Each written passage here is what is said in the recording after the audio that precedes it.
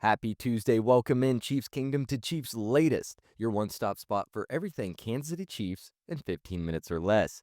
It is your host, Calvin Silvers. We have an action-packed episode, including a potential, that's right, I said potential, divisional trade. I know I sound crazy saying divisional trade, but before you label me as psychotic, let me explain myself. I'll get there. But before we do, before we even think about all that, go ahead, hit that subscribe button, and make sure you turn on those notifications, as it not only helps me in the channel, but it's going to help you stay up to date with everything Kansas City Chiefs. Now, I mentioned a potential divisional trading. You probably already read the bottom of your screen, so you know what I'm about to talk about. But I think that the Chiefs, of course, with Travis Kelce about to turn 37, he's coming off a career low season in 2024.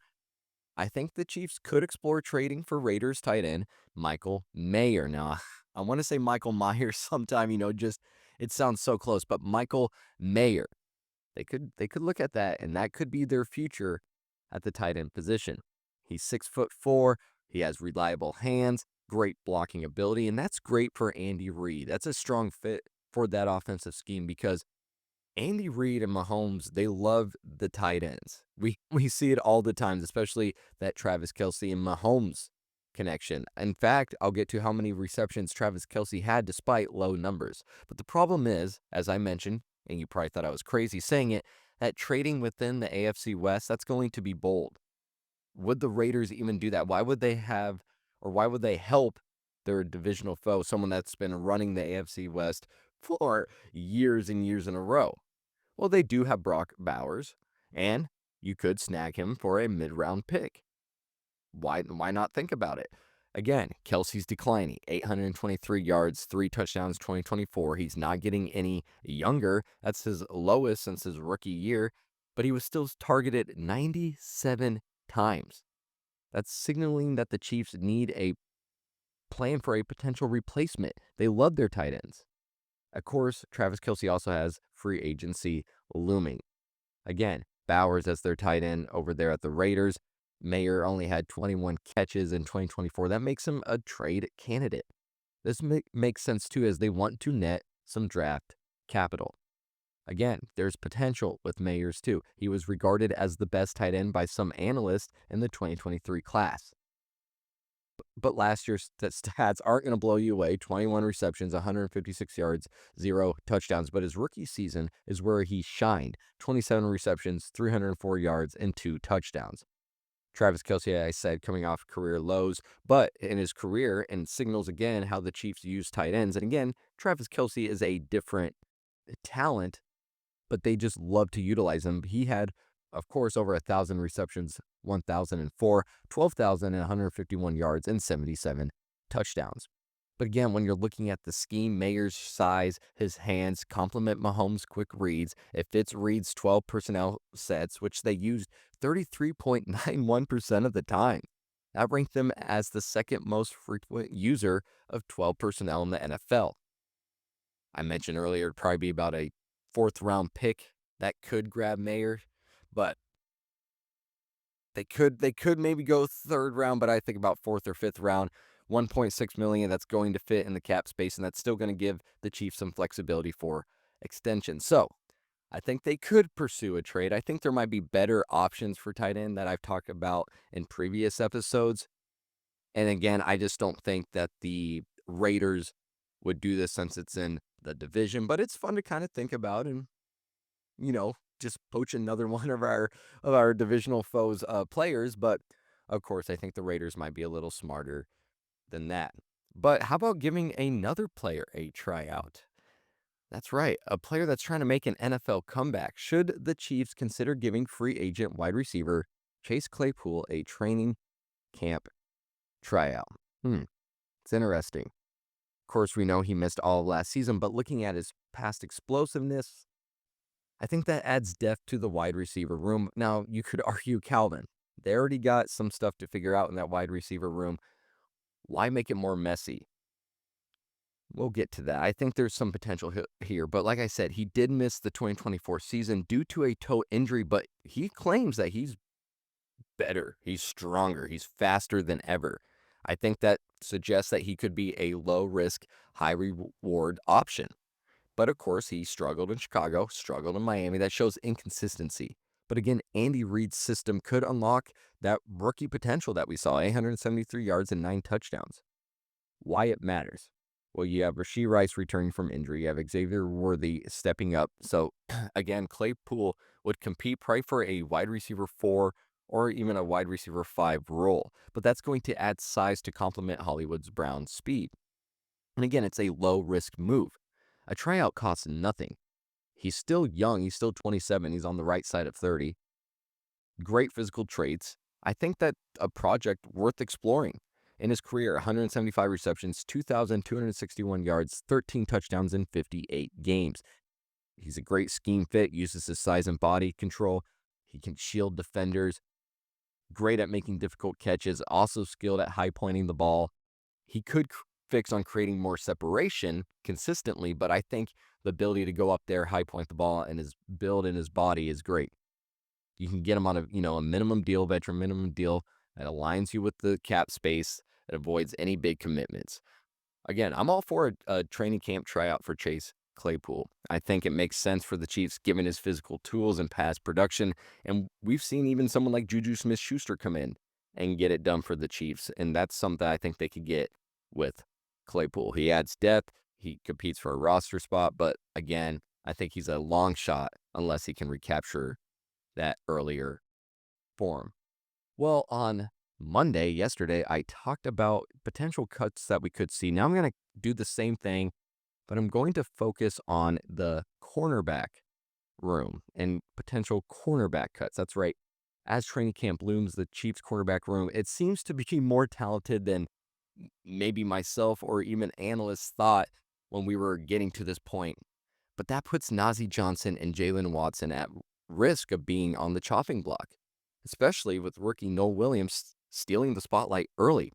You look at Johnson's lackluster 2024 season, 53.9 PFF grade, no ability to lock down receivers, and makes him expendable, especially with Williams' minicamp interception and his playmaking. Watson's 2022 pick 6 against the Chargers, that was a memorable highlight. But now we added Christian Fulton, Williams' emergence, that could push him out. So, again, the Chiefs secondary is stacked. McDuffie, Fulton, even Jamari Connor. So Johnson and Watson, they need big camps to stay. I really do believe that. At least Johnson does. The Chiefs have to cut to a 53-man roster. Now, why does this matter? Well, we got to look at cap hits. Patrick Mahomes' eye-popping cap hits starting to kick in. $28 million this season, followed by a jaw-dropping stretch of $78 million, $74 million, and $42 million. Now the Chiefs, of course, are going to try to fix some of those numbers over the next 3 years, but Casey is under some serious pressure right now to find value within the margins. And so that means hitting on draft picks. You want to get draft picks for players. You want to load the back end of the roster with budget-friendly contributors. Especially now you can go with the youth movement with Williams, his physicality, 203 tackles, ball tracking skills, 25 pass deflections, and 14 college interceptions.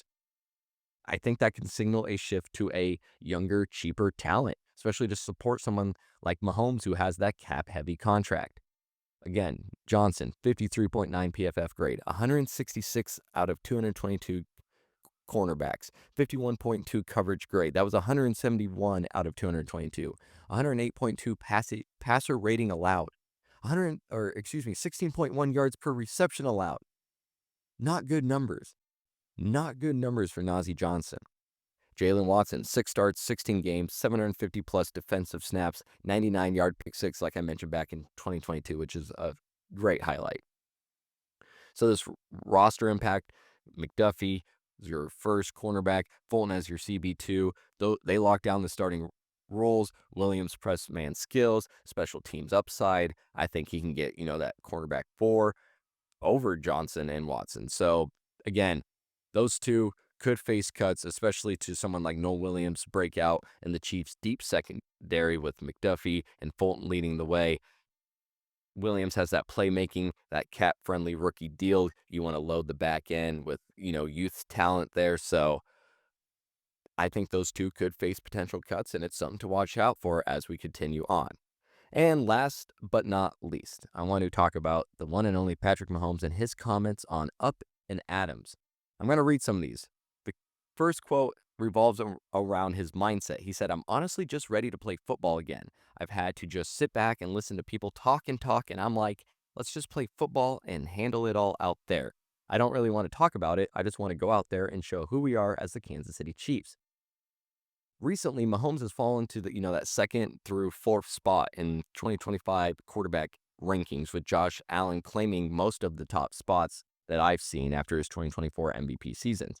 Again, Mahomes only had 26 touchdowns, but that's pretty impressive with a weaker wide receiver corps. And still, he has clutch playoff performances. All those AFC title games he's been to in a row prove that he's still elite. He's still getting doubters, which I don't know why. Again, his fiery response shows a chip on his shoulder, ready to silence those doubters. And he's ready to get the Chiefs back to, that deep threat, that fun, energetic. It's going to be exciting. I really believe that Patrick Mahomes is going to get back to. Now, his second quote was about escaping the pressure. He said, "I don't want to say it was pressure, but last year guys wanted to go out there and win every single week, not because it was fun, but because we were supposed to. Let's go out there and have fun. The wins will come if we play the way we know we can play." So, again, I believe that the Chiefs can handle pressure. We saw that they had a great regular season, had to step up in pressure moments, but going for 3 straight Super Bowls and trying to do something that's never been done, that took away the fun. Again, they thought they weren't winning and having fun. They were winning because they had to. That made them more bland. I think that took away that swag and that energy. And of course, football is about winning and not being flashy, but I really think that kind of dialed down what they thought they were. Now, I think with that pressure, lifted and people still talking and doubting them, I think they're ready to prove that they're still the top dog. Now, the last quote he said was about the wide receiver room. And of course, I talk about adding Claypool, but he said, "It's going to be hard to make cuts. We have so many great receivers. We could be 8, 9 deep with guys I could see making this roster. It's going to come from everywhere. Obviously, you got Rashee Rice coming back. He looks great. You got Xavier Worthy, who came on strong at the end of last year. You got Hollywood Brown. He's healthy again. Guys everywhere. We have so many weapons." And that's what you want to hear from your quarterback. Again, those are all the names as fans that we want to hear from your quarterback. He's not talking about Juju Smith-Schuster or anyone. He's talking about the big names. Again, this is probably the deepest wide receiver room that Mahomes has had in recent memory. If all stay healthy, Mahomes can easily get over 30 touchdowns, probably 35 plus touchdowns. And if Kelsey is going to have a better season than what he did last year. So it's good to hear, Brown looking good off the injury. Rice sounds like he'll be back to his rookie form, and Worthy seems to still be clicking and improving as we saw the gears move towards the end of last season. So that's exciting to see that he's still improving.